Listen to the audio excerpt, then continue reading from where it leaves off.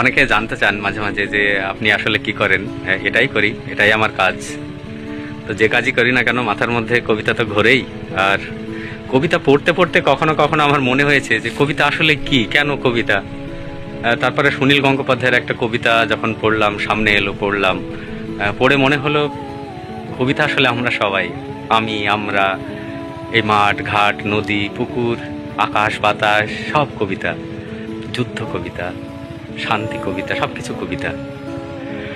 শুধু কবিতার জন্য এই জন্ম, শুধু কবিতার জন্য কিছু খেলা, শুধু কবিতার জন্য হিম সন্ধেবেলা একা ভুবন পেরিয়ে আসা, শুধু কবিতার জন্য অপলক মুখশ্রীর শান্তি এক ঝলক, শুধু কবিতার জন্য তুমি নারী, শুধু কবিতার জন্য এত রক্তপাত, মেঘে গাঙ্গেয় প্রপাত, শুধু কবিতার জন্য আরো দীর্ঘদিন বেঁচে থাকতে লোভ হয়, মানুষের মতো ক্ষোভময় বেঁচে থাকা।